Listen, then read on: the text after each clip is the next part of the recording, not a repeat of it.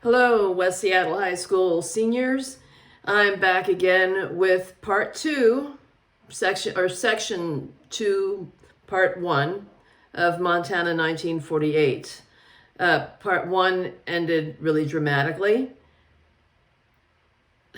The accusation was made by Marie and told to David's father by his mother that Marie had not wanted his Uncle Frank to examine her as sick as she was because she had experienced abuse at his hands, as had so many other young women on the reservation.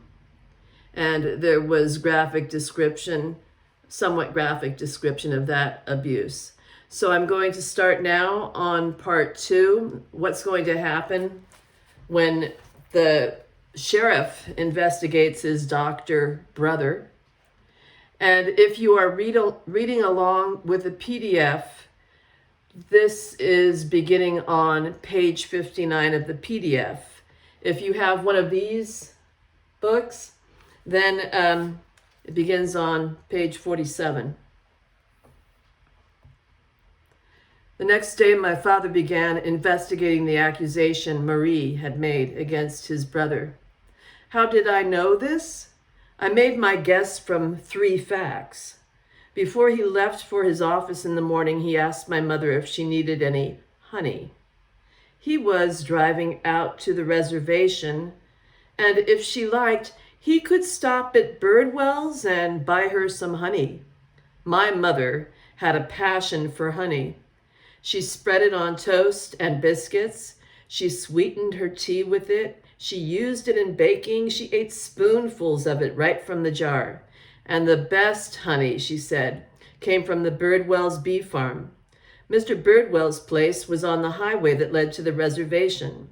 My father's inquiry about the honey was, first of all, an overture of peace to my mother. Let's not quarrel, my father was saying. The phrase he often used with both my mother and me was, let's not have this unpleasantness between us. As if the problem, whatever it might be, resided not in us, but outside of us. And second, the offer to buy honey was also an offhand way for my father to announce that he was going out to the reservation. He had no jurisdiction there, and the reservation police hadn't called him in on a case. So he could be going there for only one reason, to look into the accusations Marie had made. Later that day, I saw my father at the Coffee Cup, a popular diner in downtown Bent Rock. There was nothing uncommon about my father or any other citizen being in the Coffee Cup on a summer afternoon. But my father usually sat at the large table in the center of the cafe, drinking coffee with his regular group, Don Young, the pharmacist, Rand Hutchinson, the owner of Hutchinson's Greenhouse, Howard Bailey, who ran an oil abstracting company, and other members of the Bent Rock business community. On that day, however, he sat at a table for 2 over against the far wall. With him sat Ollie Youngbear, the most respected, even beloved Indian in northeastern Montana, perhaps even the whole state. Ollie Youngbear was also a war hero. He was wounded in action in North Africa. A graduate of Montana State University in Bozeman, a deacon at the First Lutheran Church, an executive with Montana Dakota Utilities Company, the star pitcher on the Elks fast pitch softball team, runner-up in this silver division of the state tournament, though he probably could have been admitted to the Elks as a member. He did not smoke, drink, or curse. He married Doris Strickland, a white woman whose family owned a prosperous ranch south of Bent Rock, and Ollie and Doris had 2 shy, polite children, a boy and a girl. All of these accomplishments made Ollie the perfect choice for white people to point to as an example of what Indians could be. My father liked to say of Ollie Youngbear, "He's a testimony to what hard work will get you." And it was not as though Ollie had forsaken his own people. Though he was not from the reservation, he drove out there every weekend with bats and balls and equipment he paid for out of his own pocket and organized baseball games for the boys. Because my father obviously liked and respected him, held him up, in fact, as a model, I tried to feel the same way about him, but it was difficult. Mr. Young Bear, as my father insisted I called him, was a stern, censorious man. He was physically imposing, tall, barrel-chested, broad-shouldered, large-headed, and he never smiled. His lips were perpetually turned down in an expression both sad and disdainful. He seemed to find no humor in the world, and I have no memory of hearing him laugh. He and my father went bowling together, and I was sometimes allowed to tag along. I didn't particularly care for the sport, but I loved Castle's bowling alley, a dark, narrow, only 4 lanes, low-ceilinged basement establishment that smelled of cigar smoke and floor wax. I loved to put my bottle of knee-high grape soda right next to my father's beer bottle on the scorecard holder, and to slide my shoes under the bench with my father's when we changed into bowling shoes. I loved the sounds, the heavy clunk of the ball dropped on wood, its rumble down the alley, the clatter of pins, and above it, all men's shouts, "Go, go, go, go, go! Get in there! Drop, drop!" Then the muttered curses while they waited for the pin boy to reset the pins. When I was in Castle's alley, I felt no matter how many women and children might also be there, as though I had gained admittance to a men's enclave, as though I had arrived. When Ollie Young Bear was with us, however, I felt like a child. Ollie could not keep from giving me instruction or correcting my game. "Make sure you bring the ball straight back," he would say. "Follow through. Use a 5-step approach. Keep your eye on the spot and not the pins." He was relentless in his criticism, and my father would simply say, "Now listen to what Ollie's telling you. Do you know what kind of average he's carrying in league play? 210. You listen to what he's telling you." I know my father was trying to show his esteem for Ollie and his lack of prejudice, but the only thing that was accomplished was that going bowling began to seem an awful like going to school. An awful lot like going to school. When I saw my father and Ollie Young Bear sitting together at a table away from the others in the cafe, I knew my father was asking Ollie if he had heard anything about Uncle Frank molesting Indian girls. Was he asking the right man? I wondered. Although Ollie Young Bear was much admired by the white population, he had no special status among the Indians. In fact, I once heard Marie say of Ollie, "He won't be happy until he's white." Both Ollie and my father leaned over the table, their coffee cups between them, their voices low. I left my friends at the counter and crossed the room to say hello to my father. As I walked toward them, Ollie Young Bear was the first to notice me. He stopped talking and sat up straight, and then both of them stared at me. Neither smiled nor gave any sign of recognition, and I felt as if I were moving down a long chute, as if I were livestock, a horse, a sheep, a calf, being inspected as I walked. At that moment, I knew that as long as this business was going on with his brother, my father had no use for a son. I could come and go as I wished. He wasn't about to notice me. When I got to the table, Father said, "What can I do for you, David?" By way of explanation, I pointed to my friends at the counter. "We were fishing." My father reached for his billfold. "You need some money." "No, that's okay." I backed away. "I just wanted to say hi." He managed a smile. "Are you going home? Look in on Marie, will you? Make sure she's taken her medicine." When I got home, Marie's door was open slightly, but she was sleeping, as she almost always seemed to be since she'd gotten sick. Her bottle of pills and a glass of water were beside the bed, so I assumed she had taken what she was supposed to. I didn't want to wake her. I was in the house for a few minutes when I felt something was wrong, yet I wasn't sure what it was. Then it struck me. It was the silence. On our kitchen counter was a small Philco radio. Its once shining wood case was now dull and riven with tiny hairline cracks in the varnish. On the top there was a darker brown ring where something, either a tube inside a hot object outside, had burned a perfect circle. The radio wasn't on and probably hadn't been for a couple days. And when Marie was there, she always had the radio on, usually tuned to a Canadian station that played big band music. To this day, when I hear one of those television commercials urging us to send in 1995 to get all the hits of the big band era, the Glenn Miller Show, Artie Shaw and his orchestra, Paul Whiteman, Kay Kaiser, Duke Ellington, or when I hear even a few bars of that music, String of Pearls, Tuxedo Junction, Satin Doll, I think of Marie. But I do not send my money in. My memories are strong enough and painful enough without prodding them further. I turned the radio on and raised the volume, hoping that Marie would be able to hear her music when she woke.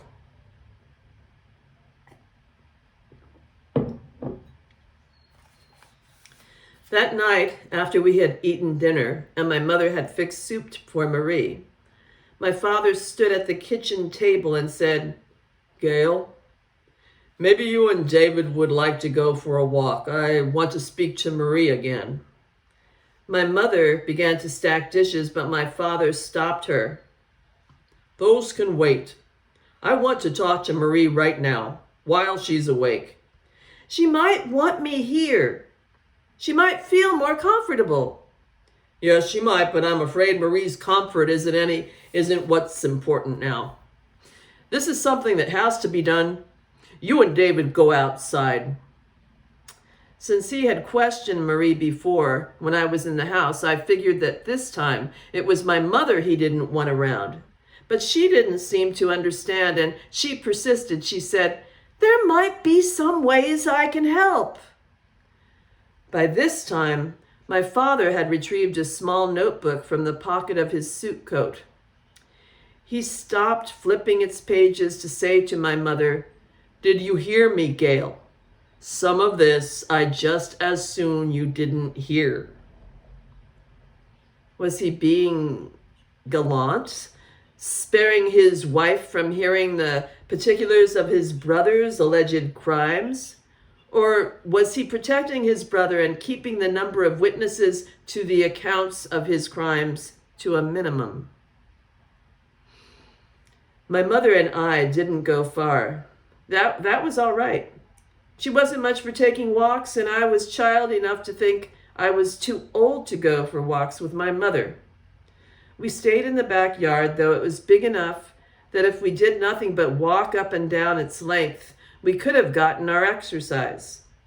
We stood in the middle of the yard, while a gusty wind that lowered the temperature 20 degrees in less than an hour whipped my mother's hair in front of her face and wrapped her skirt tight around her legs. A cool front was moving through, sure to ruin the fishing, the local fishermen would say. My mother shivered and folded her arms. "I should have brought a sweater," she said. "Do you want me to get you one?" "No," my mother said sharply. "No, you stay out of there. Your father's doing official business." I swallowed hard, as I had already decided that I was going to ask my mother, once we were alone out there, why my father was talking to Marie. I knew the reason, of course. Yet I wanted my knowledge out in the open. I wanted to be included, to know more than what my eavesdropping brought me. I suppose I wanted adult status, to have my parents discuss this case in front of me, not to have to leave rooms or to have people shut up when I came near, or worse of all, have them speak in code as if I were a baby who could be kept in ignorance by grown-ups spelling words in his presence. Yet now that I had the opportunity alone with my mother, my courage was running out. I wasn't sure which prospect was more unsettling, that she wouldn't tell me anything and would scold me for prying, or that she would reveal everything and I would have to hear that story coming from my mother's lips. Finally, I emboldened myself enough to ask a quick, awkward, suitably vague question. What's going on anyway? My mother kept her face turned to the wind, but had closed her eyes against the blowing dust. Oh, there's some trouble going on with the Indians, possible trouble, I should say. Now she was as cautious as my father. Why does he have to talk to Marie when she's sick? She took a long time in answering. Obviously, her mind was elsewhere, somewhere off with the wind. He thinks Marie might have some information. I thought the BIA handled Indian problems. He's just helping, dear. It's not so much. It's not so much was a phrase my mother inherited from her mother. I had heard Grandma Angland use it for occasions ranging from a scraped knee, mine, to a family burned out of its farm. It was her Norwegian way of keeping all our earthly affairs from achieving too much importance.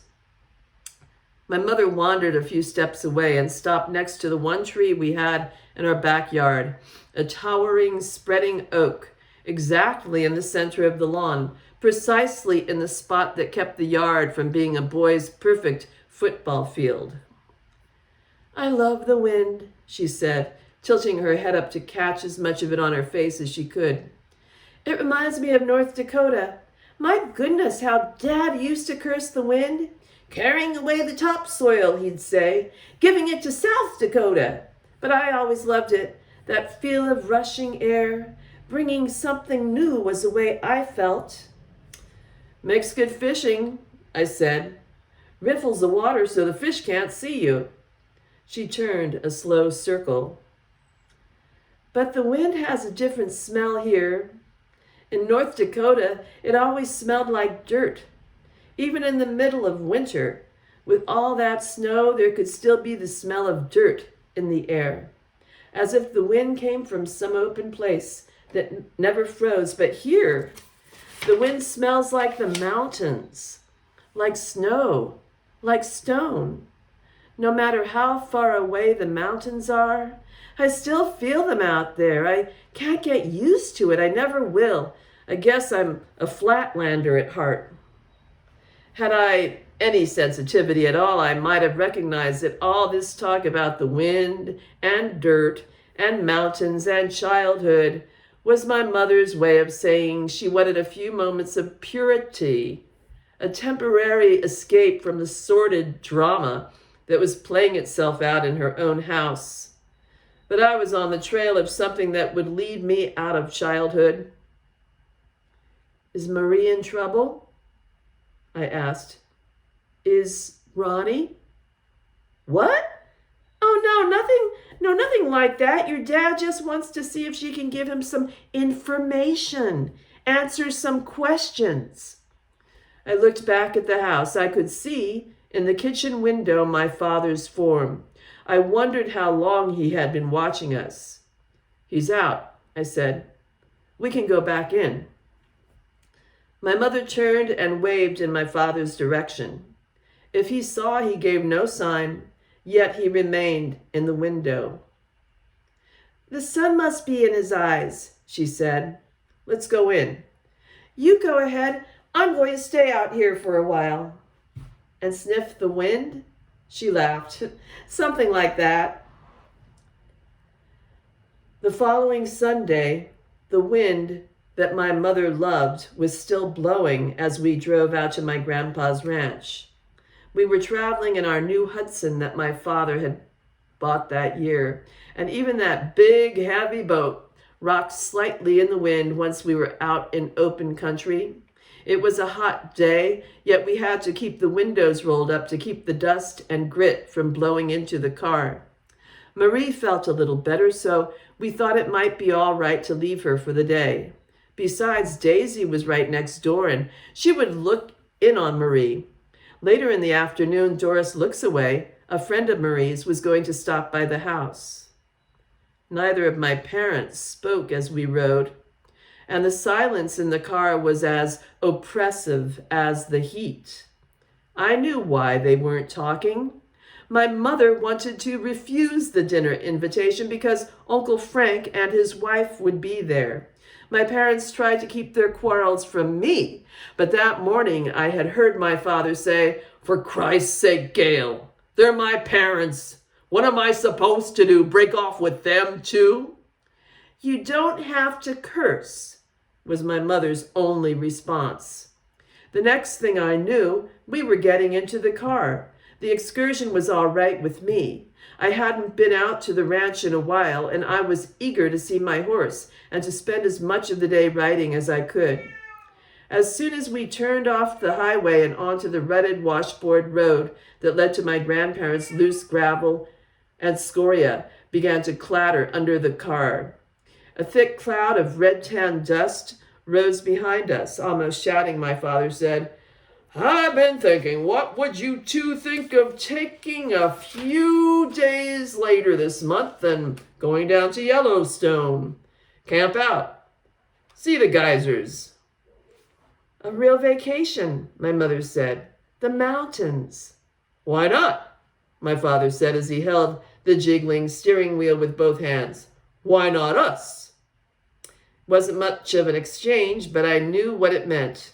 My parents were no longer fighting.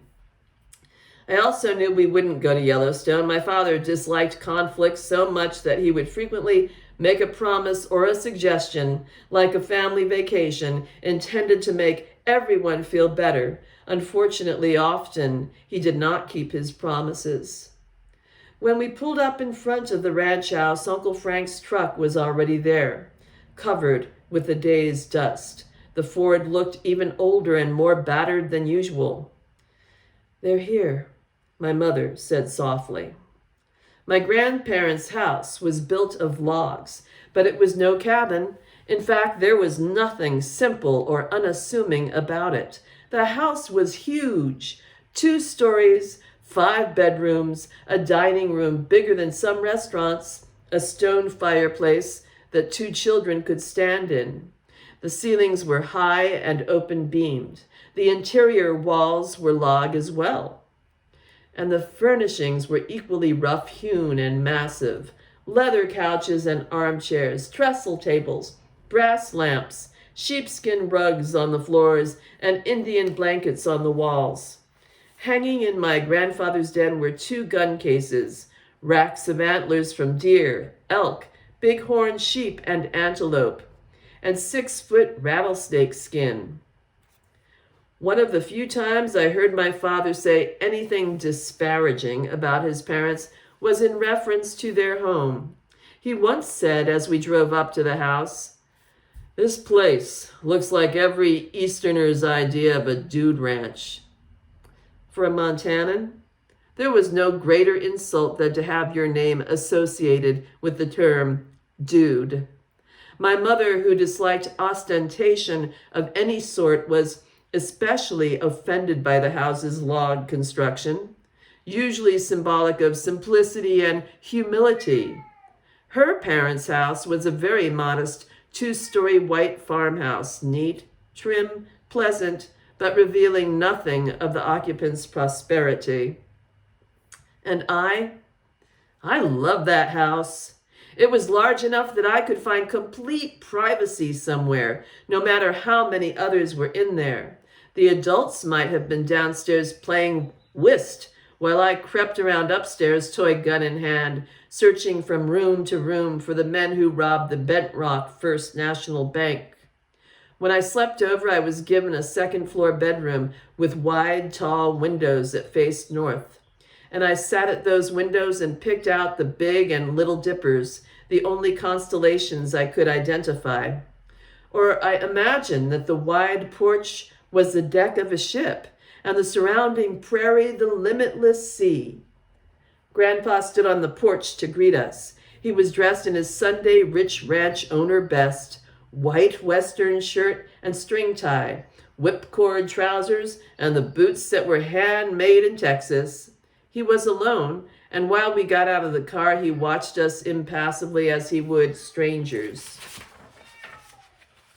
He had his hand thrust in his back pockets, and his big belly stuck out like a stuffed sack of grain. His legs were spread wide as if he were bracing himself. He wore his white hair longer than most men, over the tops of his ears, curling over his shirt collar and with bushy sideburns almost to his jowls. As he stood there, the wind lifted his hair and made his large head seem even larger. It was the first time I had seen Grandpa Hayden since I heard about Uncle Frank, and when I saw him towering there like a thundercloud, I thought, he won't let anything happen to his beloved son. He won't. But what if it's his other son who's trying to do something? Can I go down to the stable? I asked. You certainly may not, my mother said. You come in first and greet your grandparents and find out how long until dinner. My mother lifted a cake pan from the front seat. When he saw it, Grandpa Hayden said in his booming voice, What have you got there? Damn it! Enid said you didn't have to bring a thing. Hello, Julian, my mother said as she stepped onto the porch. I thought you liked chocolate cake. Grandfather took the pan from her. Don't even take it in there, hell, they don't have to know about it. I'll take care of it myself. What are you doing out here, Pop? Asked my father. Acting as the official welcoming committee? Came out here to fart. I had sausage for breakfast, and I'm not going to stay in the house any longer and squeeze them in. Can't do it. My mother took the cake pan back and went into the house. She hated talk about bodily functions even more than she hated swearing. Both were specialties of my grandfather. My father took up a position at the porch rail next to Grandfather. That wind's something, my father said.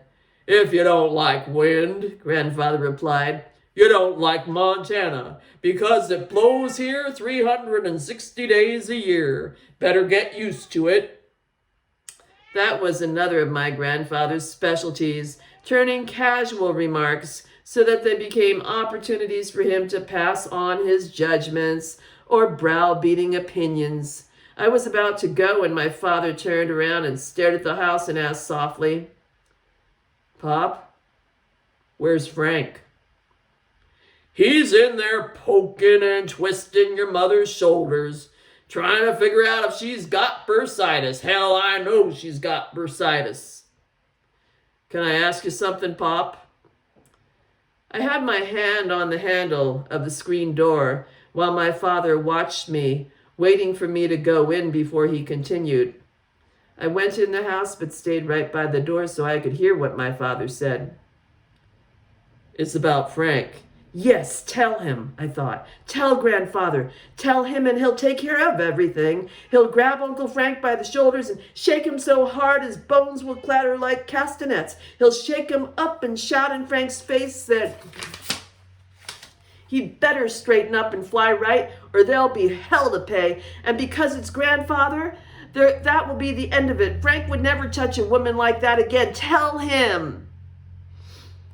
My father cleared his throat. About him and Gloria not having kids, you gotta go easy on that, Pop. They want kids, they're trying. You know that, do you? Frank tell you that? Not right out, but they sure as hell look healthy. Glo might be tiny, but she's got enough tit for twins. What's the problem? He's a goddamn doctor. He ought to be able to figure it out. Pop, Listen to yourself. My grandfather's boot heels thunked on the porch planks. Your mother and I thought we'd have more to show than just the one grandchild. Nothing against Davy, but Christ, just the one? From both of you? You know what she went through with David. After that, we decided, and white, grandfather interrupted. We want them white.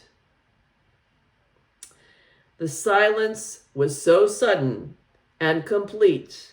I thought at first that they saw me, and that was why they quit talking, but I didn't move. If I did, they'd see me, for sure. My father said something I barely heard. What do you mean by that? Grandfather laughed a deep, breathy that sounded like half cough and half laugh. Come on, Wesley, come on, boy. You know, Frank's always been partial to red meat. He couldn't have been any older than Davy when Bud caught him down there in the stable with that little Indian girl. Bud said to me, Mr. Hayden, you had better have a talk with that boy. He had that little squaw down on her hands and knees. He's been learning from watching the dogs and the horses and the bulls. I wouldn't be surprised if there wasn't some young ones out on the reservation who looked a lot like your brother. One of them approached the screen door, and I quickly slipped away from my hiding post and into the living room. I picked up the first thing at hand, a cigarette lighter that looked like a Derringer, and began to squeeze the trigger over and over each time, scraping the flint and throwing up a small, pungent flame. I tried to make my concentration on the lighter seem so total that no one would suspect me of eavesdropping. It was my father coming through the door, and as he did, he said over his shoulder to grandfather, I suspect you might be right on that. To me, he said, put that down, David. It's not a toy. It was the second time I had heard my father say something about my uncle and Indian girls. Okay, I'm over 30 minutes, so I'm going to turn this off now. I'm very sorry about the racism that the author is exposing here. If there are triggers in what the grandfather is depicted as saying. So this was section 2, part 1. And then you need to look for section 2, part 2, which I will record after this. Thank you very much for reading along with me, Westside.